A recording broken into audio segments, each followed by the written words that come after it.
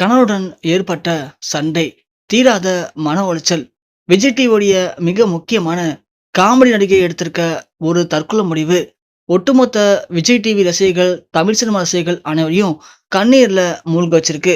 விஜய் டிவியுடைய மிக முக்கியமான காமெடி நடிகை அறந்தாங்கி நிஷா. அறந்தாங்கியில பிறந்த நிஷா, சினிமால பெரிய ஆளாகணும் அப்படிங்கிற பல கனவுகளோட பல முயற்சிகளை எடுத்திருக்காங்க. அந்த நேரத்துல அறந்தாங்கி நிஷா குடும்பத்தினர்கள், "இதெல்லாம் நமக்கு தேவையா? நீ ஒரு பொண்ணு.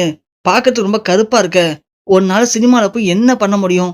ஒழுங்கா, அமைதியா, படிச்சோமா, வீட்டு வேலைய பார்த்தோமான்னு இருக்கணும்." அப்படின்னு அவங்களுடைய கனவ சின்ன வயசுலயே அழிச்சுட்டாங்க.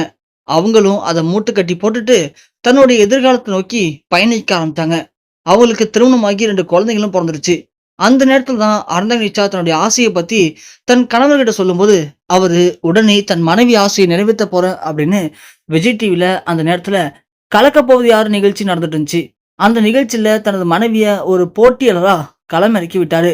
ஆர்தான் நிஷா தனது கணவனுடைய ஃபுல் சப்போர்ட்ல அந்த கலக்கப்போவது நிகழ்ச்சியவே ஒட்டுமொத்தமா கலக்கி எடுத்துட்டாங்க. அந்த சீசன்ல அவங்க பண்ண காமெடி அலப்பறைக்கு ஒரு அளவே இருக்காது. அதுலயும் புது புது நகைச்சுவை, கவுண்டர் காமெடின்னு ஒரு பெண்ணா இருந்துகிட்டு அனந்த நிஷாவால எப்படி இப்படி பேச முடியுது அப்படின்னு அங்க இருந்த எல்லாரும் வியந்து போய் பார்த்தாங்க. அப்படி ஒவ்வொரு வாரமும் ஒவ்வொரு புது புது காமெடிகள பண்ணி, தனக்குன்னு ஒரு தனி பாதைய அமைச்சுக்கிட்டாங்க அறந்தாங்கி நிஷா.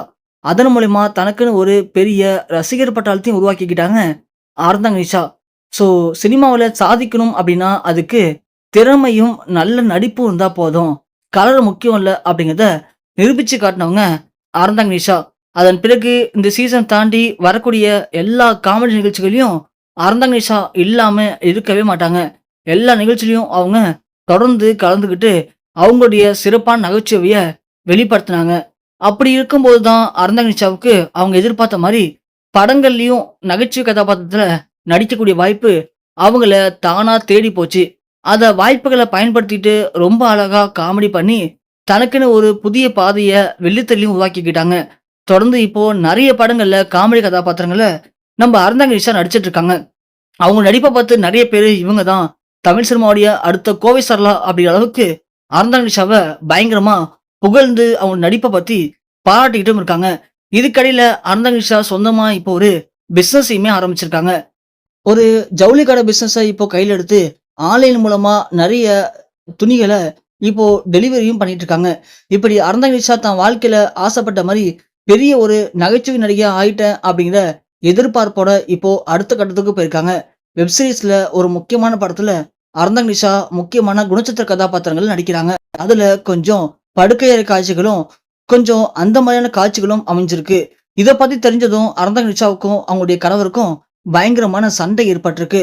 அந்த சண்டையில அவருடைய கணவர் பேசின சில வார்த்தைகள் அறந்தாங்கி நிஷா மனச பயங்கரமா பாதிப்படைய வச்சிருக்கு. அவங்களையும் அது அசிங்கப்படுத்தியிருக்கு. அந்த அசிங்கத்த தாங்கிக்க முடியாம தன் கணவரே தன்னை இந்த அளவுக்கு அசிங்கப்படுத்திட்டாரு அப்படிங்கிற மன உளைச்சல்ல அவங்க எடுத்திருக்க தற்கொலை முடிவு தான் தமிழ் சினிமாவே ஒட்டுமொத்தமா தடம் புரட்டி போட்டிருக்கு.